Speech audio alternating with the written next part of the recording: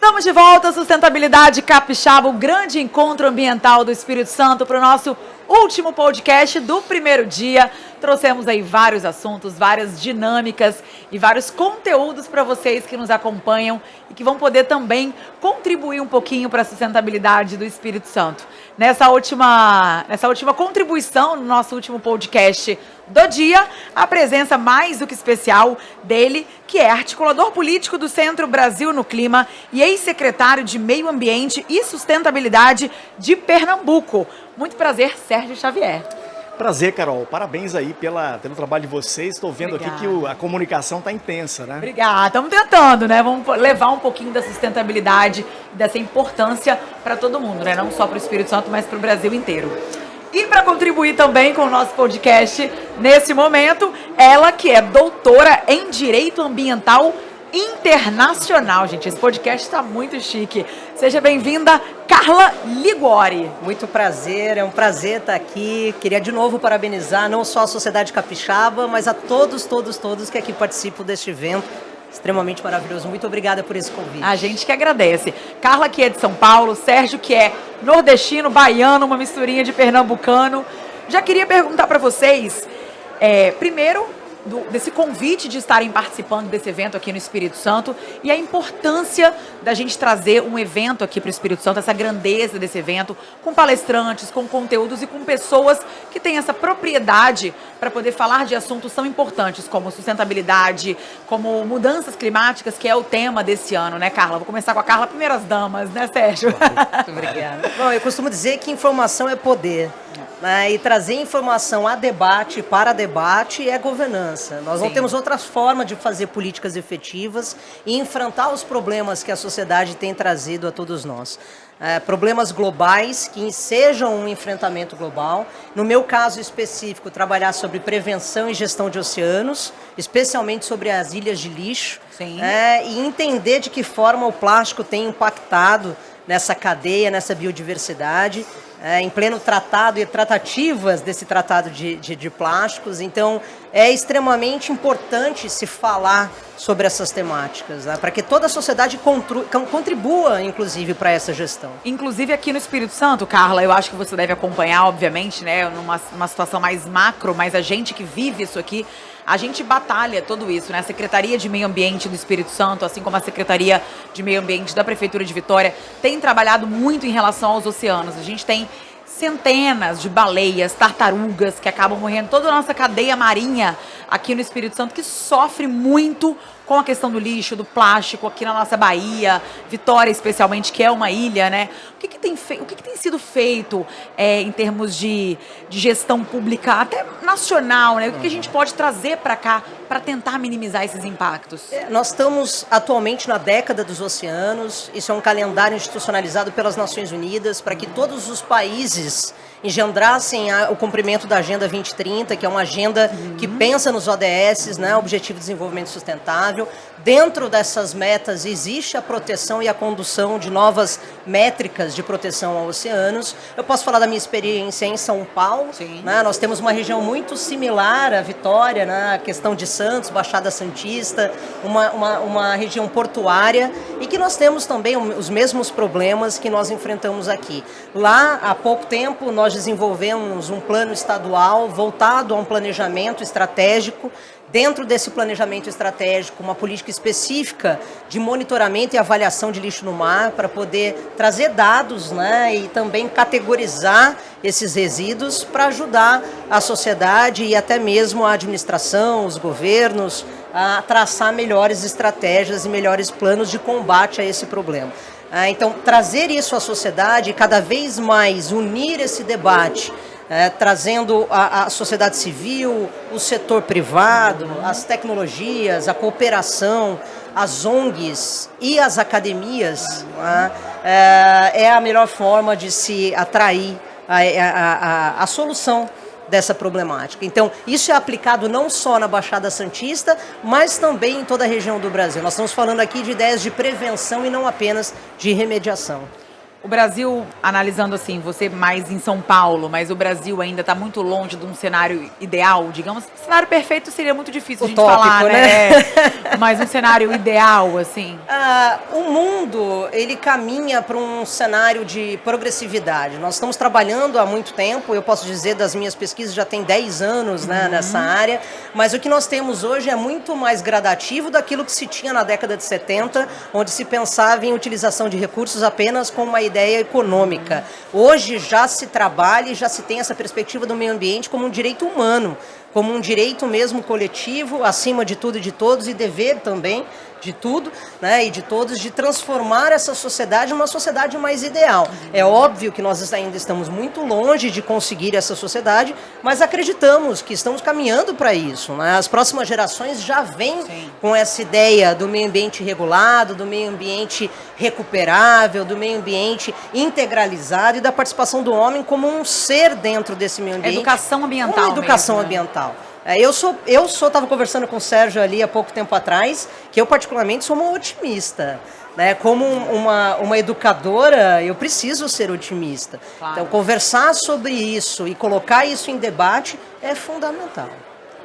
Sérgio, você que é CEO da plataforma Circulares, Economia Circular, articulador político do Centro Brasil no Clima, hoje fica ali entre Recife e Fernando de Noronha. A gente tem Fernando de Noronha como uma das ilhas, né, no Brasil que são mais bem preservadas. Esse cuidado ali dentro de Fernando de Noronha é muito minuciosamente bem cuidado, né? O que disso a gente pode trazer até mesmo para uma economia, para a gente melhorar essa sustentabilidade no Brasil, no setor econômico mesmo? Olha, Noronha é um exemplo do impacto desafio socioeconômico, né? Exato, Carol. Noronha é um exemplo do desafio global, porque é uma ilha pequena, que tem uma população de 4.500 pessoas, né? Que chega a 7 mil. É um bairro de Vitória. Chega às vezes a 7 mil ali com os turistas, enfim, alguns períodos do ano, né? Mas é uma população muito pequena. A gente pensar, eu fui secretário de Meio Ambiente do Estado e lancei em 2011, na época do governador Eduardo Campos, nós lançamos o programa Noronha Carbono Neutro, que tinha a ilusão de zerar as emissões da ilha em 5 anos, né? Uma ilha pequena, né? Com soluções ali de energia, enfim, e ainda não conseguimos, né? Reduzimos uns 30% mais ou menos. Os aviões representam 54% das emissões da ilha, são os voos. Quer dizer, na época do inventário, hoje mudaram as aeronaves, enfim.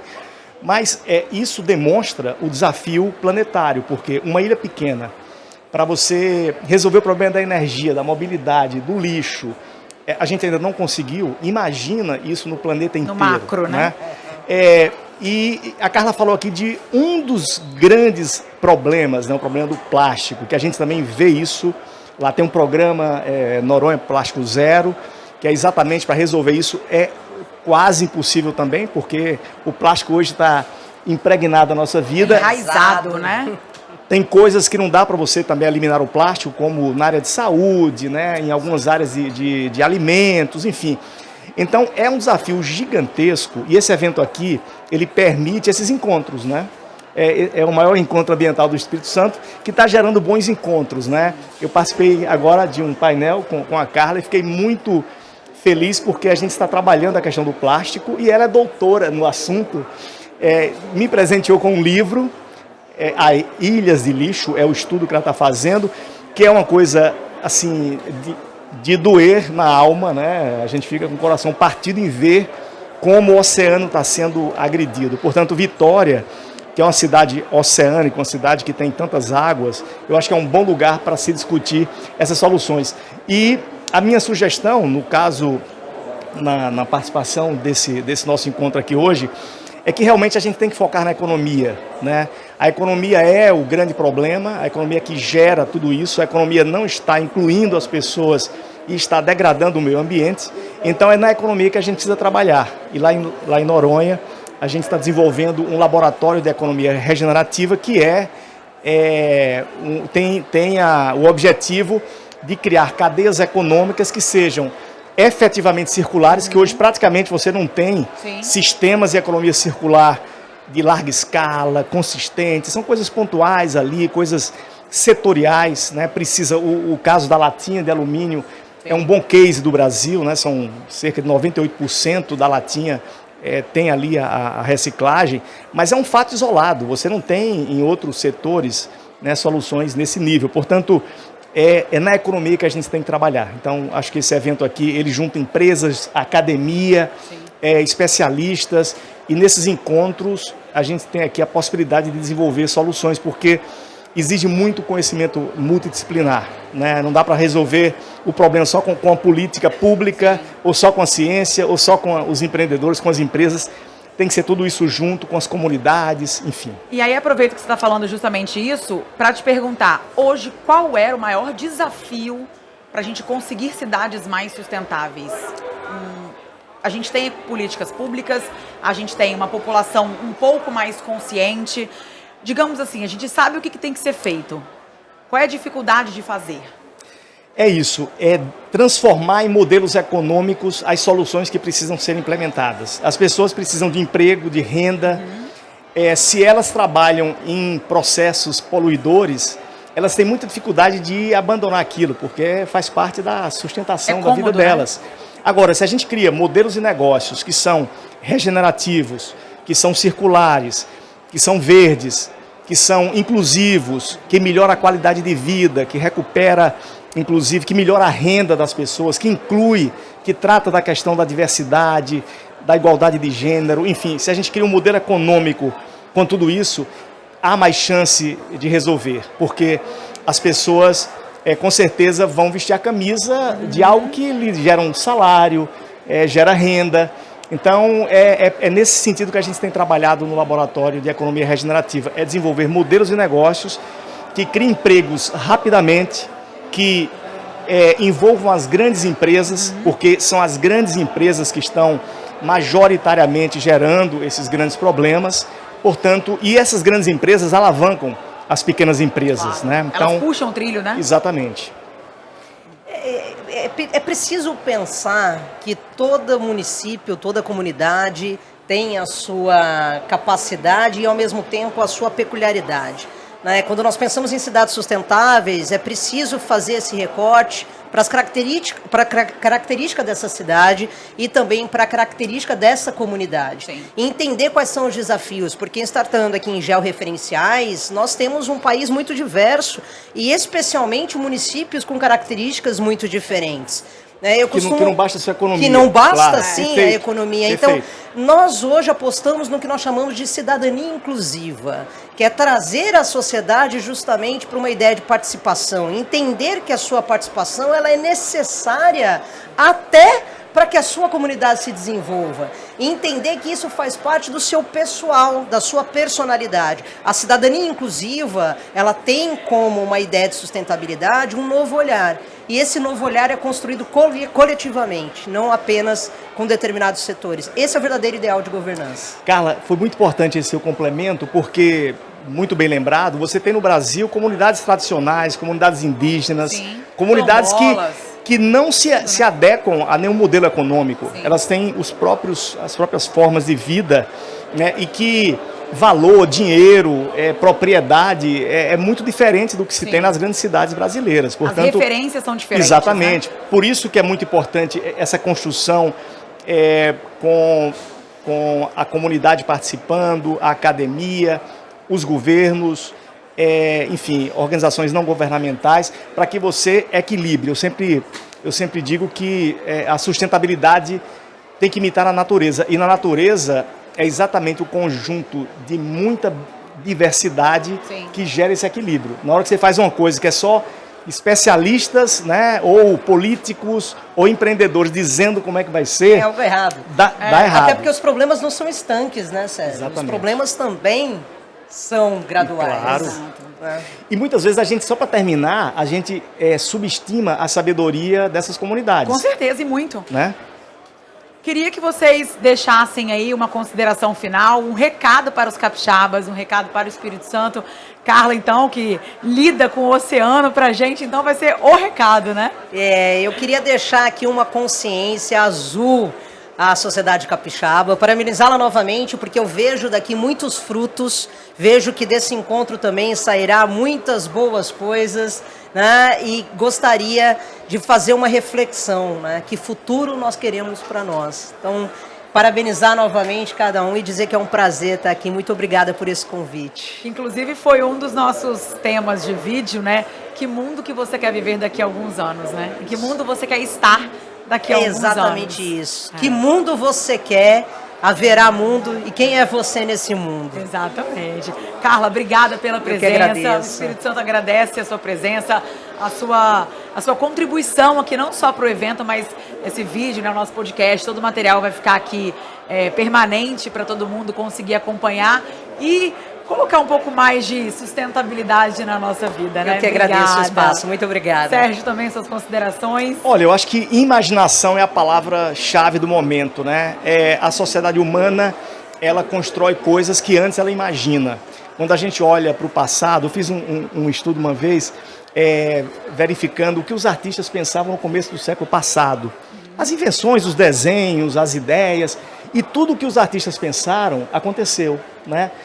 A gente tem figuras, desenhos de coisas assim, de foguetes, de armas, de TV, LCD, de telefone, de sala de aula cheia de computadores e tal. Tudo isso, a sala de aula ainda não está tanto assim não, está muito parecida com 100 anos atrás, mas já avançou nesse sentido. Portanto, eu acho que a mensagem é imaginem novas possibilidades, imaginem o futuro que você quer, imagine... nós temos um superpoder que é a capacidade de imaginar e a gente não usa.